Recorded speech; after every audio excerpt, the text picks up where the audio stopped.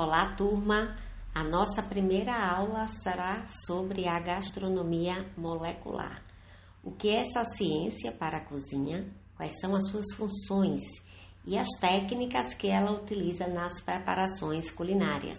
A gastronomia molecular surgiu por meio de dois cientistas, o Ovides, que é um físico, e o Nicholas Curie, que é um químico, que começaram a perceber que existia um gap, um espaço vazio entre a ciência da comida e a culinária doméstica. Então, eles propuseram esse termo, gastronomia molecular, para explicar os fenômenos durante o cozimento dos alimentos, as preparações dos alimentos. E na Universidade de Oxford foram que essas primeiras pesquisas começaram a surgir. E daí vem algumas perguntas que a gastronomia molecular tenta responder. Então, por exemplo, por que é que o leite derrama quando ferve e a água não? Ou por que a casca do pão ela tem um sabor maior do que o miolo do pão? Então, são algumas dessas perguntas que a gastronomia molecular tenta nos trazer como resposta. A gastronomia molecular é a aplicação de técnicas da indústria de alimentos na cozinha convencional. A principal característica dessa vertente da gastronomia é utilizar componentes químicos em pequena escala para provocar alterações na forma e na textura da comida. Então, por exemplo, existem alguns ingredientes, alguns componentes químicos, o agar-agar, o goma xantana, o lactato de cálcio, que já são utilizados pela indústria de alimentos. Alguns deles como o que é chamado de coadjuvante de tecnologia. Então, a gastronomia molecular vai pegar esses ingredientes e trazer para dentro da cozinha.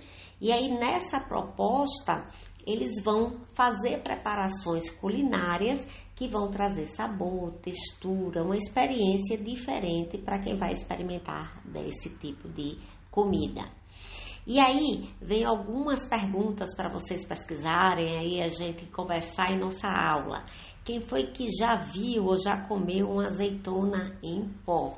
Ou um palmito na forma de espaguete? Então, quero ouvir de vocês aí quando a gente se encontrar. A função da gastronomia molecular é melhorar o sabor, o aspecto, a consistência dos alimentos, evoluindo até para camuflar alguns alimentos que não são tão aparentemente agradáveis ou têm uma atração sensorial maior. Então, essa é a maior função da gastronomia molecular.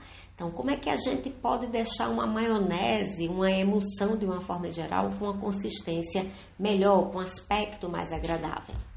E aí surgem as flores de jardins aos pratos, né? Os conhecidos hoje aqui, as punks, a transformação de líquidos em espuma. Então, por exemplo, a gente faz um suco de beterraba. Por que a gente não pode fazer uma espuma de beterraba com aquele suco? Ou a gelificação de caldos de carne ou suco de frutas. A gastronomia molecular, para que ela seja aplicada, para que ela seja utilizada, é necessário que se tenha um conhecimento aprofundado das propriedades físicas e químicas dos alimentos, das matérias-primas. E aí, junto com esse conhecimento, a gente vai combinar a capacidade e o know-how dos chefes de cozinha, para entender os processos culinários, as receitas e trazer explicações de como é que a gente pode fazer para que um bolo cresça e não sole, como é que a gente pode trabalhar uma receita para que aquela preparação ela não tenha erro e ela saia exatamente como a gente deseja. Existem 3 técnicas hoje utilizadas na gastronomia molecular, que é a gelificação, a esferificação e a formação de espuma. Nós vamos falar um pouquinho sobre cada uma delas, começando pela gelificação. A gelificação é a capacidade de formar géis, é gelificar. Então, geralmente, a indústria de alimentos, ela forma gel usando que tipo de componente químico? O agar-agar, o goma xantana, a gelatina, a metilcelulose. Esses componentes, eles vão dar a formação do gel em um alimento, mas também eles são utilizados para trazerem estabilidade para o alimento. Então, esses ingredientes hoje são utilizados na gastronomia molecular para dar a formação de gel a um suco de frutas, por exemplo. Uma outra técnica é a esferificação. A esferificação é a formação de esfera, não é? De uma bola perfeita. Então, o que é que a gente faz nessa técnica? A gente aprisiona um líquido dentro de uma esfera perfeita. E para que a gente possa fazer uso dessa técnica, também a gente utiliza componentes químicos, como o alginato, o cloreto de cálcio, o gluconato de cálcio e o lactato de cálcio.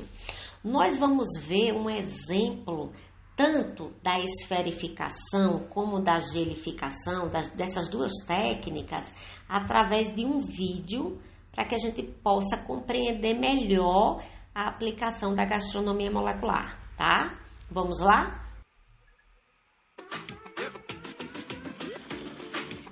Leite integral, açúcar, óleo vegetal, farinha de trigo, claras, gema, essência de baunilha e chocolate em pó para metade da massa. Homogeneizar os ingredientes em liquidificador, iniciando pelos líquidos, reservar metade da massa, na outra metade adicionar o chocolate em pó.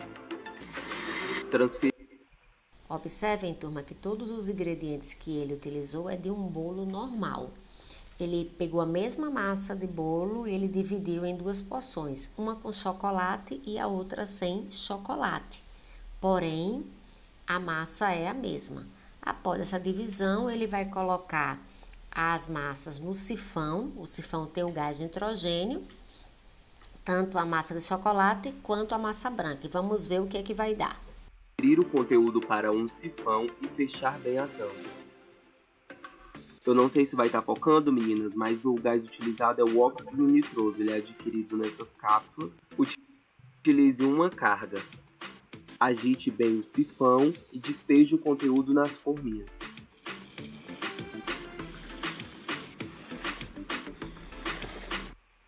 Então tá aí a massa de bolo com o gás de nitrogênio, que ele injetou o gás de nitrogênio por meio do sifão para dar um aspecto de uma massa mais espumosa. Levar para cocção em micro-ondas por alguns minutos. Açúcar refinado, polpa de maracujá, agar-agar e água. Aqui ele já traz um componente químico, que é o agar-agar, que também é utilizado pela indústria de alimentos e que hoje é utilizada pela gastronomia molecular. Dissolver o agar em água quente, adicionar o restante dos ingredientes e após levantar a fervura, aguardar 30 segundos. Chocolate em pó, açúcar refinado, leite integral e agar-agar. Dissolver o agar no leite quente, adicionar o açúcar e o chocolate em pó e após levantar a fervura, aguardar 30 segundos. Esperar solidificar e cortar as barrinhas no formato desejado.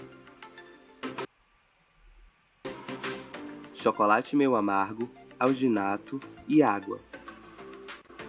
Então a gente percebe mais um componente químico aí, que é o alginato, que ele vai utilizar para fazer a esferificação da bolinha de chocolate. Vamos lá.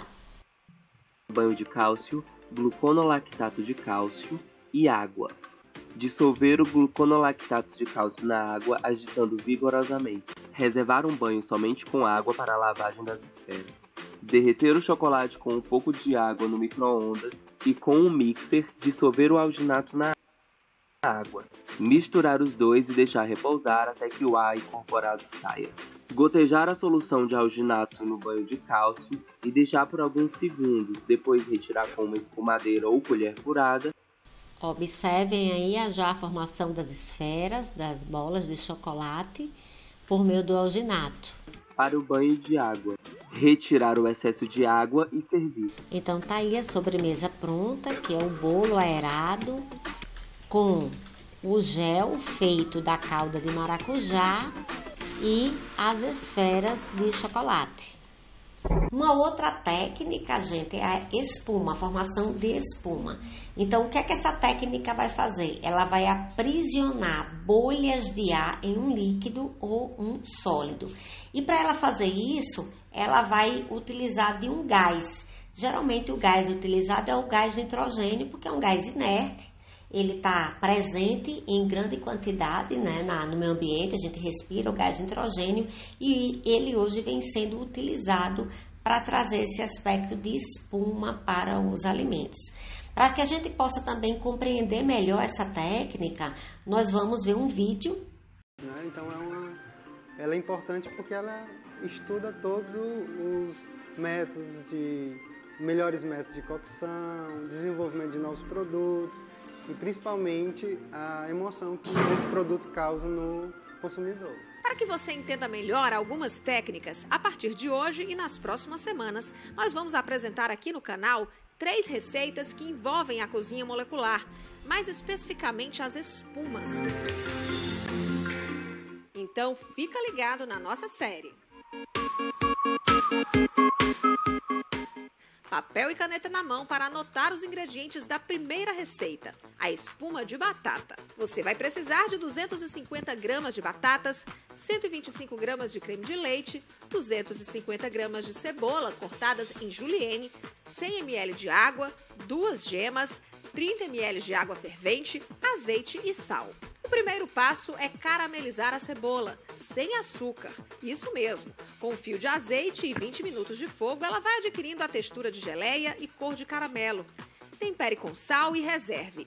Enquanto isso, é hora de fazer um zabaione, um creme espesso à base de gemas. Com a ajuda de um fouet, misture as gemas e a água fervente em fogo médio. O segredo é não parar de mexer. Quando a gente mexe, a gente equilibra a temperatura, para que não fique alta demais e a gema cozinhe.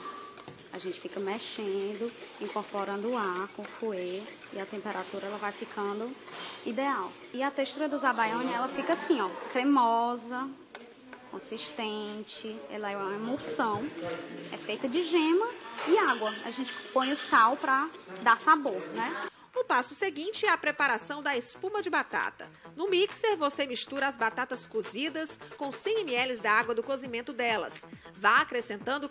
Observem, turma, que já está havendo a incorporação dos conceitos da gastronomia molecular. Então, o uso do mix para fazer uma emulsão, eles vão juntar a batata com o creme de leite, que é uma fonte de gordura, e vai utilizar o mix para ajudar na homogeneização.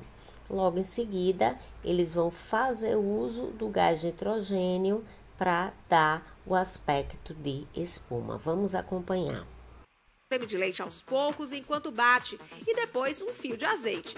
Você vai precisar também de um sifão. Agora é só passar a mistura pela peneira porque o creme precisa ficar lisinho antes de virar espuma. Para poder não entupir o sifão na hora que for fazer a espuma, porque qualquer grânulo, qualquer resquício de algum grãozinho, uma coisa que não seja bem homogênea, pode entupir o sifão. Aí vai danificar o aparelho. E é o sifão que faz essa espuma? O sifão que faz a espuma com a carga de gás, que a gente vai colocar daqui a pouco. Agora é... O gás utilizado é o gás nitrogênio, como nós já vimos em nossa aula, que é um gás inerte, e ele é quem vai dar esse aspecto de espuma a essa emulsão de batata. Só empratar. Para a montagem, você vai precisar de uma taça de sobremesa. Primeiro vem as cebolas caramelizadas, depois o zabaione e em seguida a espuma de batatas. Para decorar, você pode utilizar as cebolas ou... Está aí o exemplo da espuma, que é uma das técnicas da gastronomia molecular na preparação de uma sobremesa. Maravilhosa, hein, gente? Chips de batatas. Fica uma delícia. Então, gente, quem foram os chefes que espalharam a ideia, os conhecimentos da gastronomia molecular pelo mundo? Vamos começar pelo Ferran Adrià, que, por meio do seu restaurante, o Ebuli, ele começou a divulgar essa gastronomia na Europa e em todo o mundo. Então, o que é que ele fazia? Qual era a ideia dele? Então, os clientes iam no restaurante, sentavam-se à mesa e recebiam os pratos, muitas vezes sem nem saber o que eram. E todos esses pratos, eles tinham uma ornamentação com efeitos minimalistas, e essa surpresa do que estavam comendo, ela era associada a um ambiente aconchegante e moderno, além de um excelente serviço de garçom. Então foi assim que o Ferran Adrià espalhou a gastronomia molecular por todo o mundo. No Brasil, nós temos uma chefe, a Angélica Vitali, que ela é uma das gurus, né? Uma das alunas do Ferran Adrià, e ela quem comercializa esses produtos, essa ideia da gastronomia molecular por aqui. Ela estudou no Instituto de Agronomia de Lisboa, em Portugal, e depois ela retornou ao Brasil divulgando as ideias da gastronomia molecular. Um outro chefe muito conhecido no Brasil que também trouxe a gastronomia molecular para os restaurantes foi o Felipe Bronzi. Ele ficou bem mais conhecido no Brasil depois que ele participou de um canal de TV onde ele fazia pratos se utilizando dos conhecimentos da gastronomia molecular e foi divulgando esse tipo de culinária por aqui. Ele estudou no Instituto de Culinária da América em Nova York. Hoje em dia, ele tem um restaurante que é mais associado a preparações com o uso do fogo. Então, ele deixou um pouco a gastronomia molecular e já penetrou em um outro mundo. E um outro chefe de cozinha muito conhecido que também trabalha com a gastronomia molecular é o Alex Atala, né, através do seu restaurante, o Dom. E uma diferença que o Alex Atala tem dos outros chefes de cozinha quando trabalha com a gastronomia molecular é que ele utiliza de sabores brasileiros, né, os ditos caipiras. Então, ele utiliza matérias-primas do Brasil para trazer uma nova proposta de gastronomia. Tem um link com a receita dele aqui de ravioli de vatapá com papunha e leite de coco, que é interessante vocês conhecerem para que a gente possa conversar em nossa aula sobre essa receita, essa proposta do uso de matérias-primas brasileiras para a formação desse prato que vocês estão vendo aqui na foto, tá, gente? E aí eu termino a nossa aula fazendo uma pergunta, instigando a curiosidade de vocês. O que os olhos veem é o que o paladar sente? Então, eu quero que vocês também me respondam aí quando a gente se encontrar. Turma, muito obrigada e aguardo vocês numa próxima aula.